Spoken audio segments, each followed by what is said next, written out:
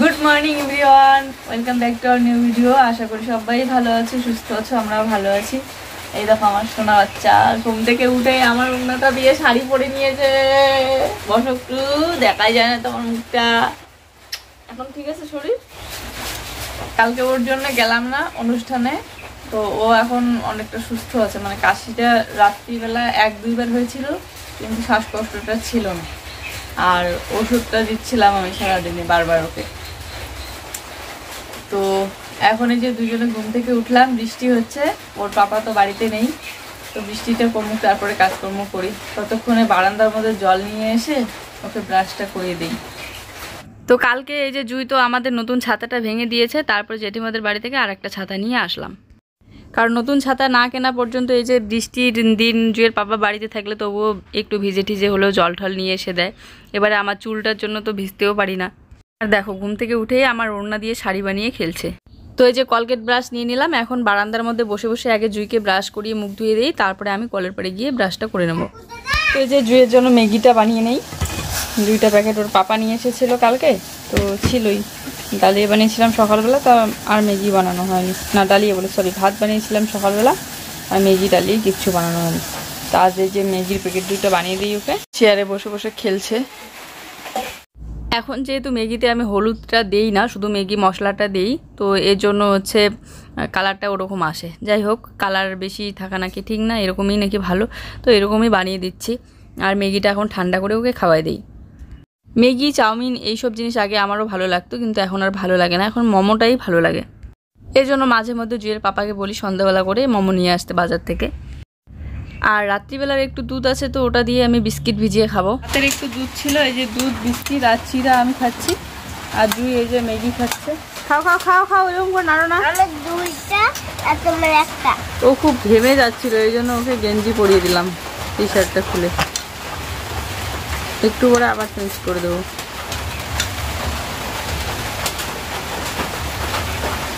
চলো সকালের খাবারটা এরকমই মা মেয়ে মিলে খেয়ে নিই। আর বিছানা এখনো গোছানো হয়নি, মশারির এক কোনাটা শুধু খুলে রেখে দিয়েছি। তো আগে ওকে খাওয়াই ওষুধ দিয়ে তারপরে হচ্ছে এই ঘরটা গুছিয়ে নেবো আর কি। তো সকালবেলা থেকেই চলছে মুষলধারে বৃষ্টি, বৃষ্টি কমানোর নাম নেই। তো এদিকে বাইরের কাজগুলোও করতে পারছি না, উঠোনটাও ঝাড়ু দিতে পারলাম না। ছাতা নিয়ে ঝাড়ু দিতে গেলেও কিন্তু ভিজেই যাব। তো ভাবলাম যে ঘরের কাজগুলোই করি। তো এইদিকে আসতেই দেখি যে এইদিকে একদম মানে ঠাকুরের সিংহাসনের নিচে আশেপাশে চারিদিকে কেমন যেন মাটির টুকরা টুকরা, কাঠের টুকরা টুকরা পড়ে আছে। জানি না কিভাবে, হয়তো ইঁদুরে ঠিদুরে ফেলে দিয়েছে বা চিকায় টিকায়। মাটি কিভাবে আসলো জানি না, অনেকগুলো মাটির গুঁড়া গুঁড়া ছিল। তো সেইগুলোই আমি ঝেড়ে ঝেড়ে ফেলছিলাম আর কি, মুছে নিচ্ছিলাম। কারণ মাটির ভাব পেলেই তো এই জিনিসটা নষ্ট হয়ে যাবে সিংহাসনটা। তো এই জন্য মাটিটা যদি না লাগে সিংহাসনে সরাসরি, তো এই জন্য আবার এই ম্যাটটা আর কি বিছিয়ে দিয়েছি। তো তারপরেও কিন্তু জানি না কিভাবে মাটি আসলো এখানটায়। আর আজকেও দেখো চুল ছেড়ে দিয়ে কেমন ভূতের মতো করে কাজ করছে। চুলগুলো সবসময় চোখে মুখে পড়ে যাচ্ছে আর একদম ভূতের মতো লাগছে। আর এদিকে কাজ করতে করতে ভাবছি যে জুইকে তো আজকে স্নান করিয়েই দিতে হবে, কারণ এই যে 2 দিন ধরে এমনিতে ওকে গরম জল করে শুধু মুছে দিচ্ছিলাম, তাতে আরও ঘামটা মনে হয় বেশি হয়, আর সর্দিটা বেশি লাগে। আর বৃষ্টির জন্য স্নান করিয়ে দিচ্ছিলাম না আর কি, গরম জল করে মুছে দিচ্ছিলাম। তো আজকে ওর চুলটাও মানে সাবান দিয়ে দিতে হবে, চুলের মধ্যে তেল দেওয়া আছে, তো তেলটা বসে গিয়ে আরও মনে হয় সর্দিটা বেশি হয়ে যায়। এখন কলের জল দিয়ে যদি ওর চুল ধুয়ে দেই তাহলে তো একদম আরও বেশি হয়ে যাবে ওর শ্বাসকষ্ট, সর্দি কাশি। আমি বুঝতে পারি, যেটা অনুভব করতে পারি, প্রত্যেকবার ওই ঠান্ডা জল দিয়ে ধুইতে গিয়ে আরও বেশি হয়ে যায় তারপর দিন। তো আজকে ভাবছি যে একটু ঠান্ডা জল আর একটু হালকা কুসুম কুসুম গরম জল মিক্স করে আর কি, যাতে জলটা বেশি ঠান্ডা না থাকে, তারপরে ওই চুলটা ধুয়ে দেবো ওই জলগুলো দিয়ে। এমনিতে অনেকেই বলে যে গরম জল দিয়ে চুলে দিলে নাকি চুল ওঠে খুব, কিন্তু তারপরে ওরকম করে না দিলে উপায় নেই, কারণ বৃষ্টি হচ্ছে, আবহাওয়া তো একটু ঠান্ডা আছেই। ভাবো কাণ্ড, এরকম আবহাওয়ায় আমার তো ঠান্ডা লাগে, কিন্তু আমার মেয়ে ঘেমে যায় এদিকে। মানে কি করব ঠিক বুঝতেই পারি না, এদিকে ঘামে, এদিকে আবার তাড়াতাড়ি ঠান্ডা লাগে একটু জল ঠল নাড়লেই। যখন সুস্থ হয় তো তখন মনে হয় যে সুস্থই আছে আর ইঞ্জেকশনটা পরে না হয় দেবো, কিন্তু যখন অসুস্থ হয় তখন মনে হয় যে ইঞ্জেকশনটা দিয়ে নেই, কিন্তু তখন তো আর দেওয়া যায় না। তখন গেলে ডাক্তার বলে যে আগে ভালোভাবে সুস্থ হোক তারপর ইঞ্জেকশনটা দিতে। ইঞ্জেকশন বলতে ওই ভ্যাকসিন আর কি।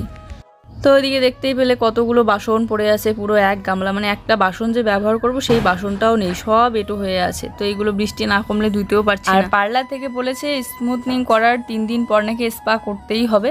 তো 3 দিন বলতে কালকে তো চলে গেল, গতকালকে তো জুয়ের পাপাও বাড়িতে ছিল না, আর জুয়ের শরীর ভালো ছিল না বলে যাওয়া হয়নি। তো আজকেই যেতে বলেছে, আর সকালবেলার দিকে যেতে বলেছে, কিন্তু সকালবেলা তো এই যে দেখতেই পাচ্ছ কত বৃষ্টি মুষলধারে চলছেই, আর বৃষ্টিতে বাচ্চাকে নিয়ে কি করে যাব। তারপরে কাজও প্রচুর আছে, এখনও আমার ভিডিও এডিট করা বাকি আছে, তারপরে আপলোড দেওয়া বাকি আছে। আর একবারে কালকে হচ্ছে বিকেলবেলার দিকে জুয়ের পাপার সাথে কথা হয়েছিল, ওই যখন চা দিচ্ছিলাম বাবাকে তখন যে ফোন আসছিল তখনই কথা হয়েছে, তারপরে কিন্তু আর কথা হয়নি। আর কি বলতো, দূরের জার্নি করলে না প্রচুর পরিমাণে শরীর ক্লান্ত হয় আর খুব ঘুম পায়। তো বলছিল যে আগেভাগেই ঘুমিয়ে পড়বে, তো এই জন্য আমিও আর ডিস্টার্ব করিনি। তো এদিকে মানে কি বলবো, চুলগুলো বারবার সামনে চলে আসতেছে, এত সিল্কি হয়ে গিয়েছে এখন, কাঁকড়া ক্লিপ দিয়ে মানে বাঁধলেও ওই চোখের সামনে চলে আসে। তো যাই হোক, এই যে রাত্রিবেলা একটা পাতলা ব্ল্যাঙ্কেট না নিলে বা কাঁথা না নিলে ঘুম হয় না আমার। বাপরে 3 দিন পর আজ একটু শান্তি, এরকম করে চুলটা বাঁধতে পেরে। এই কয়েকদিন ধরে তো বাঁধতেই পারছিলাম না, খোলা চুলে কাজ করতে হচ্ছিল। তো কয়েকটা জামা কাপড় ছিল জুয়ে, সেগুলো ধুয়ে দিলাম গরম জল করে। আজকে জুয়েকে চুলের মধ্যে সাবান দিয়ে ভালো করে ধুয়ে দিলাম, আর পুরো শরীর স্নান করে দিলাম। কারণ কি বলতো, ওই ঘামটা বসতে বসতে না আরো বেশি হয়ে যায় সর্দি কাশিটা, আর মাথায় চুলে তেল দেওয়া ছিল তো তেলটা বসে যাচ্ছিল একদম। তো এই জন্য আজকে ভালো করে ওকে সাবান করে দিলাম চুলের মধ্যে গরম জল দিয়ে, গরম জলটা তো জুই এখানে খেলছে, আর আমি এই যে ঝাড়ু ঠাড়ু দিলাম, দিয়ে ঠিয়ে স্নান করে আসলাম। পুরো এক গামলা বাসনপত্র মাজলাম, কিছুই শেয়ার করতে পারিনি কারণ মোবাইলে একদম চার্জ ছিল না, কারেন্ট ছিল না, সুইচ অফ হয়েছিল। তো এই যে সবে আসলাম স্নান করে, এখন একটু রান্না বান্না করবো। ভাত আছে রাতের, ওই যে পিসিমাদের বাড়ি থেকে ভাত দিয়ে পাঠিয়েছিল, ওগুলো খেয়েছি। তো আমার জন্য যেগুলো ছিল ওটা আছেই। তো জুইকে এখন বাবা বানিয়েছে খিচুড়ি, খিচুড়ি তো খাবে না, শক্ত শক্ত খিচুড়ি হয়েছে, তো ওর জন্য ডালিয়ে বানায় খাওয়াই দেবো, আর আমি ওই কচু সেদ্ধ করে ভাতটা খেয়ে নেবো। শুধু শুধু নষ্ট হবে ভাতটা, আর রাতে ওকে ভাত খাওয়াইতে হবে ভালো কিছু সবজি দিয়ে। আর রাতে তোর বাবাও চলে আসবে। ওটা শুকাইছে দেখি, চুলটা একটু ভেজা আছে হালকা হালকা এখনো। এখন এখানে একটা ঘর আছে, তুমি খেলো, আমি কাজ করি। হ্যাঁ, এগুলো বাসন আমার মাজা দেওয়া কমপ্লিট হয়েছে, কিন্তু এগুলো গুছিয়ে রাখিনি, পরে গুছিয়ে রাখবো। আর এখানে দেখো ভাত একটু বসিয়ে দেবো, আর কচু সেদ্ধ দেবো ভাতের মধ্যে। ভেবেছিলাম ডালিয়া বানাবো, কিন্তু এখন ভাবলাম যে না, ভাতই বানাই, তাহলে আমারও ভাত খাওয়া হবে। আর এদিকে দেখো ভাত আছে কতগুলো, এই জন্য অল্প করে চাল বসিয়ে দিলাম। জুইকে তো এবারে ঠান্ডা ভাত খাওয়ানো যাবে না, আর ডালিয়াটা ভাবলাম যে এখন ভাতটাই খাওয়াই, ডালিয়াটা রাত্রিবেলা না হয় বানিয়ে খাওয়াই দেবো। আর এই যে আমার শুটকি মাছগুলো দেখো কি সুন্দর শুকিয়ে গিয়েছে, এখন মনে হচ্ছে যে আর কয়েকটা মাছ হলে আরও একটু বেশি করে শুটকি মাছ হতো ভালো হতো। এই শুটকি মাছগুলো দিয়ে না বেগুন ভাজা বা যে কোনো সবজি দিয়ে দেবে দারুণ লাগে। আর এগুলো বাড়ির শুটকি মাছ তো মানে খেতে ভালোই লাগে, আর ঘিনা টিনা লাগে না। আর বাজারেরগুলো কতগুলো আঁশ সহ বিক্রি করে, সেদিন যেমন বর নিয়ে এসেছিল শাশুড়ি মায়ের জন্য ঘোকসাডাঙ্গা থেকে, পরিষ্কার দেখে নিয়ে এসেছে। আর শুটকি মাছগুলো বুঝতেই পারিনি, ছেলে মানুষ তো এতটা লক্ষ্য করিনি। বাড়িতে আসার পর এখন দেখি যে মানে শুটকি মাছগুলো আঁশ দিয়ে ভর্তি, তারপরে হচ্ছে এত মানে পেটের মধ্যে তেল ছিল, নোংরা জমেছিল, মনে হয় পরিষ্কারই করিনি, ওরকমই শুকাইতে দিয়েছে নদী থেকে ধরে নিয়ে এসে, খাওয়াই যাচ্ছিল না, সব ফেলে দিয়েছি। আর বাড়িরগুলো তো সুন্দর করে পরিষ্কার করে ধুয়ে ধুয়ে তারপরে শুকাইতে দিয়েছিলাম। আর এমনিতেও যদি শুধু কড়াইয়ের মধ্যে শুটকি মাছগুলো তেল ছাড়া এমনিতে ভেজে যদি লবণ তেল লঙ্কা টঙ্কা দিয়ে ভালো করে একটু মাখা যায় তাহলে কিন্তু দারুণ লাগে। তো যাই হোক, আমি যে পেঁয়াজ কাঁচা লঙ্কা আর শুটকি মাছটা ভেজে বেগুন দুটো কেটে দিলাম, আর একটু লবণ হলুদ দিয়ে একটু ভেজে নিয়ে তারপর হালকা একটু জল দিয়ে আমি সেদ্ধ করেছিলাম।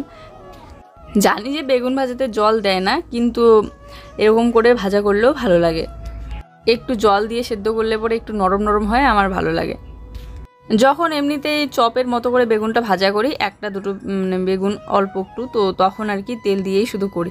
তো আজকে একটু বেশি করেই করলাম, এই জন্য একটু জল দিয়ে সেদ্ধ করে নিলাম। তো এই তো আমার বেগুন ভাজা কমপ্লিট। এখন কচুটা বের করব, ভাতের মধ্যে দিয়েছিলাম। তো অনেকেই বলো না যে প্রেশার কুকারে মুসুর ডাল বানাতে, তাহলে একটু গ্যাসটা কম খরচ হবে। প্রেশার কুকারে মুসুর ডাল বানালে তো আমি খাই, কিন্তু ওই যে খেতে চায় না, আর ও যদি খেতে না চায় তো শুধু আমার জন্য হবে বানানো, তো তখন যদি ওই না খাই শুকনো ভাত খায় আর শুধু আমি খাবো, তাহলে কি ভালো লাগবে বলো? এই জন্য প্রেশার কুকারে ডালটা বানাই না আমি। এমনিতে ভাত বানালে মাঝে মধ্যে বানাই, কিন্তু ডালটা ওই কড়াইয়ের মধ্যেই বানাই। তো এই যে কচুটা দেখো কি সুন্দর সেদ্ধ হয়ে গিয়েছে, আর শুধু তো আমিই খাবো তাই ভাত ভরে ভরে ছিল একটু একটু ওরকমই দিয়ে দিলাম। জুই আবার কচু মাখাটা পছন্দ করে, কিন্তু ওর তো খাওয়া যাবে না, কাশি আছে। কাশিতে কচু ভেন্ডি এইসব জিনিস খেলে নাকি আরও বেশি হয়, বিশেষ করে পুঁই শাক, মাসকলাইয়ের ডাল। এই দেখো আমার বেগুন ভাজাটা, মাঝে মধ্যে এরকম সেদ্ধ ভাতও ভাজা ভাতও ভালো লাগে, তো গরম গরম ভাতের সাথে কিন্তু দারুণ লাগে এই বেগুন ভাজাটা। তো কাঁচা লঙ্কা না দিলে তো যে কোনো মাখা জমেই না, তো কাঁচা লঙ্কাটা একটু ভেজে নিয়েছি কড়াইয়ে, আর তারপরে এখানে বেশি করে পেঁয়াজ দিয়ে মেখে টেকে ভাতটা খেয়ে নিলাম। আর বাবা খিচুড়ি বানিয়েছে, তো খিচুড়ি খেলো, ভাত খাবে না। তো এদিকে ভাতটা বেঁচেছে রাত্রিবেলা, আর বললাম যে গরু খাবে নাকি, তো গরুকে দেই আর কি। গামলাটার মধ্যে রেখে দিতে বললো, তাই এই গামলাটার মধ্যেই রেখে দিচ্ছি, পরে না হয় দিয়ে দিবে। তারপরে ওই তো বিকেলবেলা একটু যেতে হবে পার্লারে স্পা করতে, তো এই জন্য সাথে সাথেই বাসনটা মেজে ধুয়ে রেখে দিলাম। আসো বাজারে যাবো, আসো। হ্যাঁ পিছলা পড়ে যাবা।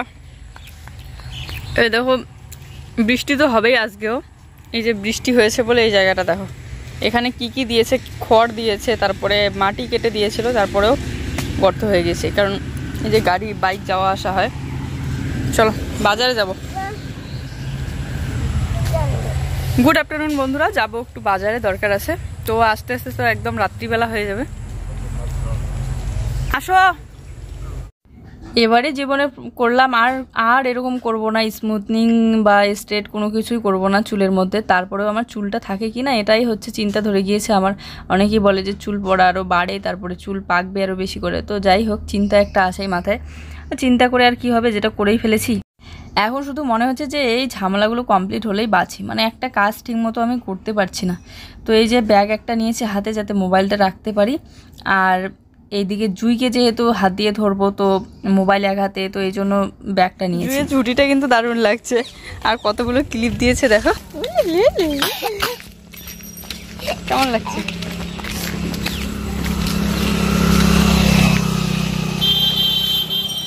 অল্প একটু পায়ে হেঁটে এখন বলছে কোলে ছাড়া যাবে না। এইটুকু তো কোলে নিয়ে যাই, কিন্তু ওই যে স্কুলে যখন নিয়ে যেতে হয় তখন তো টোটোতেই নিয়ে যাই, কারণ এত দূরে নিয়ে যেতে পারি না একটানা কোলে নিয়ে হাঁটা চলা।